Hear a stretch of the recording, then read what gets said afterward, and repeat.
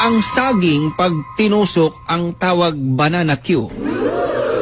At ang karni naman pag tinusok barbecue. Ano naman pag ang tinusok tao?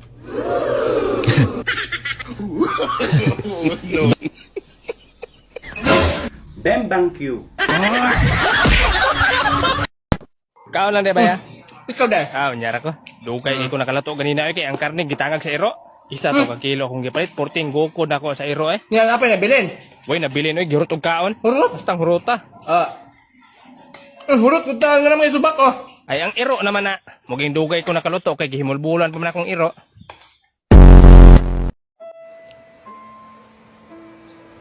Nakakalungkot kasi itong best friend ko for almost 20 years, biglang nagdesisyon na tapusin na yung pagiging magkaibigan namin.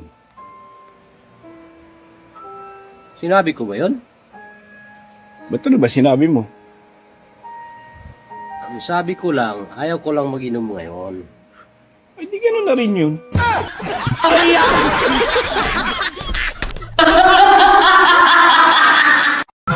Gikasilagan ko ikaw!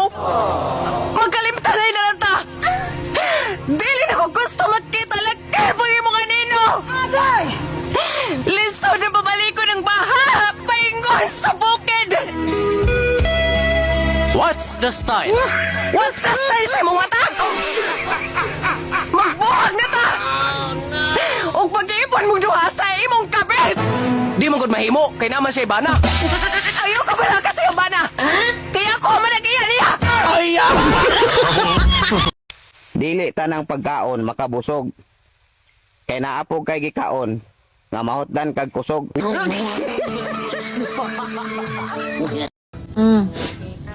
May gusto nga pala akong sabihin sa'yo. Ano yun? Alam mo, gusto ko na magbago. Ayoko naman babae. Talaga? Oo, nakukonsensya na ako eh. Buti naman naisip mo yan. Ayoko na nga kasi ng babae kasi nga. Hayaan mo, pagka tayo nagkaroon ng pangatlong anak, sisiguraduhin kong ikaw ang ama. Mahal, may tanong ako. Kung bibigyan ka ng pagkakataong mag-asawa ulit, sinong pipiliin mo? A, ako? B!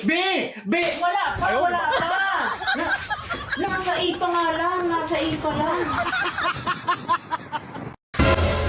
Mahal, bili mo ako napkin doon. Bilisan mo. Ayos kung makautos ka, ura-urada. Asawa lang kita. Anong tingin mo sa sarili mo, nanay kita? Ganon. Sige, huwag kang dedede ha. Hindi kita anak. Joke lang. Gusto mo bang magstay sa'yo yung jowa mo? Oo. Lunukin mo.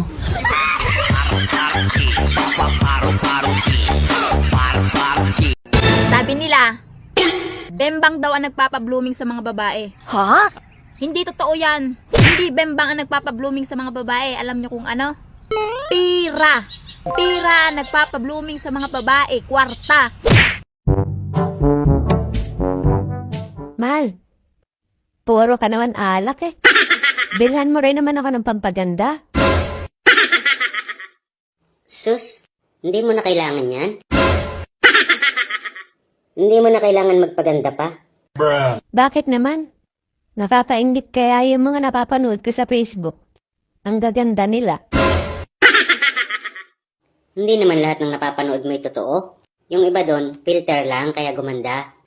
Alam mo, mabuti pa. Bilhan mo pa ako ng alak. Tama ka na. Ang dami ninyang nainom mo. Kaya nga dinadamihan ko ang alak eh. Kasi habang dumadami ang naiinom ko, lalo kang gumaganda. Hoy pare! May libreng tuli sa barangay. Naku, Mari, tuloy na ako eh. Ano mo? Oh! Yung anak mo, hindi ikaw. Ano ko ba? Nagpatuli ka pa. Nabawasan patuloy, dapat hindi ka na nakapatuli.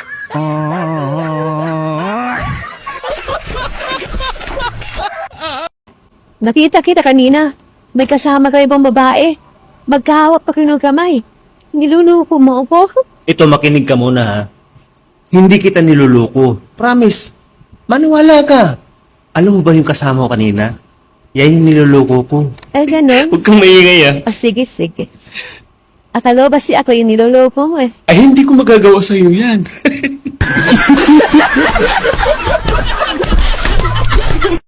Bastos ka rin eh, no? Di ka man na nagpapaalam. Basta-basta ka pumapasok sa puso ko. Bakit? Bastos ka rin naman ah. Biglang-bigla ka nalang pumapasok sa isip ko. Di ka pa nagdadamit.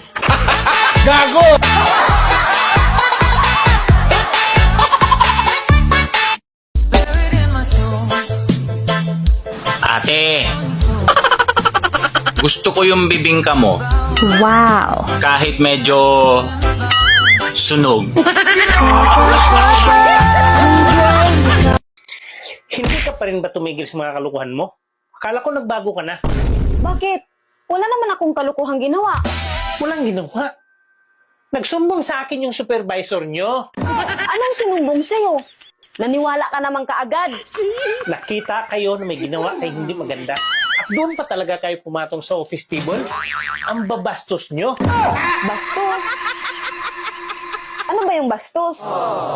Ano ba ibig sabihin ng bastos? Ang masilang bahagi ng katawan nyo na nakita ng ibang tao, kabastusan yon. Meron kasing taong minsan na mali-mali ang kwento. Kaya huwag ka basta-basta maniniwala. E paano mo nasabi na mali-mali yung kwento? Inakita nga kayo. Kaya nasabi ko mali-mali ang kwento kasi wala naman kaming kabastusan na pinakita sa kanila. Hindi ba kabastusan ang pinakita nyo na nasa ibabaw kayo ng office table? Walang bastos dun kasi wala naman silang nakita. Nangangatwiran ka pa talaga. Eh nakita nga kayo nasa ibabaw kayo ng office table eh.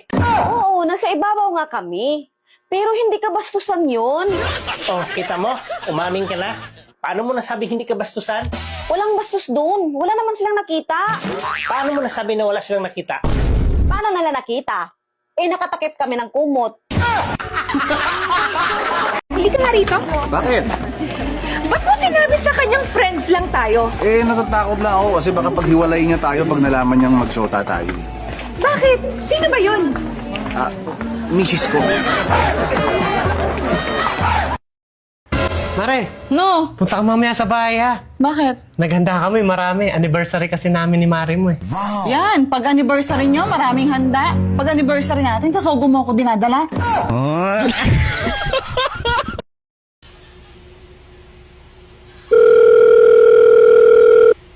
Hello? Hi, darling. Oh, napatawag ka. Day off po kasi bukas. Ganun? Yayain sana kitang manood ng sine. Di ba paborito yung Superman? Hindi ka mga akbay. Hindi. Hindi ka mga halik? Hindi naman ako ganyan. Hindi ka manghihipo? Hindi, magtiwala ka sa akin. Promise. Hindi manood ka mag-isa mo.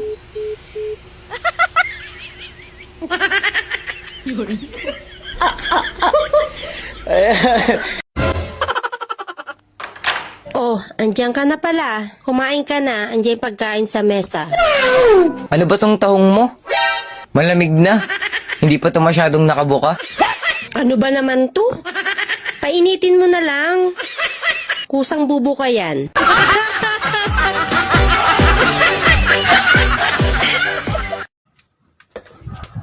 Oy, Sheng, saan ka pupunta? Umuulan sa labas. Bakit? Kailan ba umulan sa loob?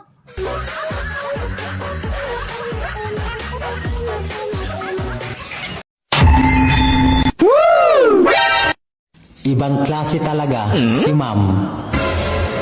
Bakit? Nagtatago kapag kumakain.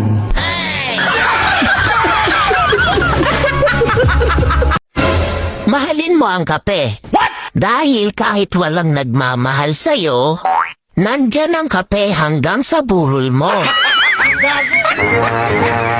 Ayaw mo ba talaga sa akin? Pwede naman tayong maging magkaibigan. Gusto ko, mas higit pa dun.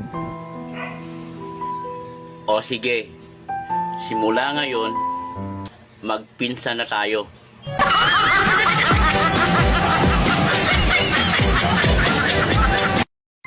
Oh, kain ka na.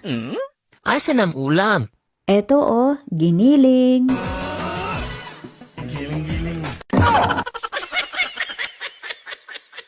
Mare, Oh, Matagal naman nang namayapa yung dati mong asawa eh. Baka naman pwede mong i-accept na yung aking pag-ibig. Ay naku pare, pangit-pangit na nga ng dati kong asawa, mukha ng puwet, ang tagal-tagal ko nagtiis dun, buti nga namayapa na. Ngayon pagpapalit ko pa siya sa mukhang tubol.